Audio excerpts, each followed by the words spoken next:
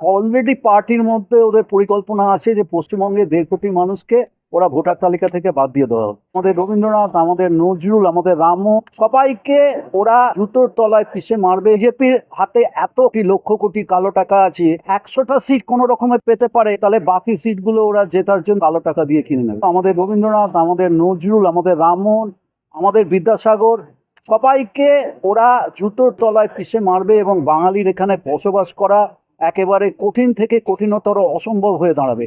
চরম দুর্দশার মধ্যে বাঙালির দিন কাটাতে হবে এবং যে কি ভয়াবহ পরিস্থিতির সৃষ্টি হবে আজকে যারা বিজেপিকে সাপোর্ট করছে তারা কল্পনাও করতে পারে। যে আমরা সাধারণ মানুষের কাছে খুব সহজ ভাষায় আমরা পৌঁছতে পারছি না, এটা হচ্ছে আমাদের একটা নিজেদের দুর্বলতা। এবং আমাদের ওরা এই যে মিডিয়াগুলোকে দেখো, তোমাদের মতন যারা মিডিয়া, তোমাদের কাছে আমাদের শেষ আশা, কারণ তোমরা কারোর টাকা খেয়ে কাজটা করছো না, তোমাদেরকে কেউ কিনে নেয়নি এবং তোমাদেরকে কেউ কিনে নিতে পারবে না।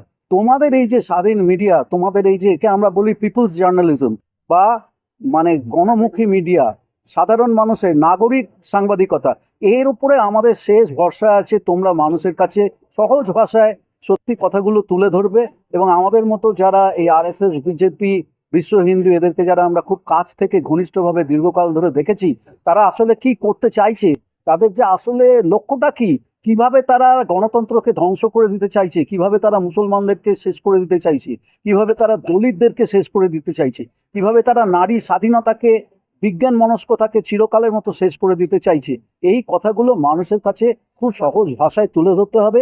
যার জন্য তোমাদের ওপর আমার মতন লোকেদের শেষ আশা ভরসা। এসআইআর নিয়ে যেটা হবে সেটা হচ্ছে 1.5 কোটি মানুষকে, দেখো শুভেন্দু অধিকারী তো সরকারের কেউ না, শুভেন্দু অধিকারী তো বিজেপির নেতা। সে কি করে জানতে পারলো যে 1.5 কোটি মানুষকে পশ্চিমবঙ্গের ভোটার তালিকা থেকে বাদ দিয়ে দেওয়া হবে?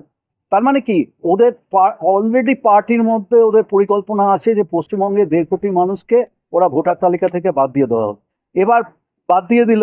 এবারে দেখো এমন, এখন নির্বাচনে দেখো তোমরা বিহারের যদি নির্বাচনের রেজাল্ট যদি তোমরা দেখো, দেখবে কোথাও 50 ভোটে, কোথাও 75 ভোটে, কোথাও 100 ভোটে, কোথাও 200 ভোটে বিজেপি জিতেছে।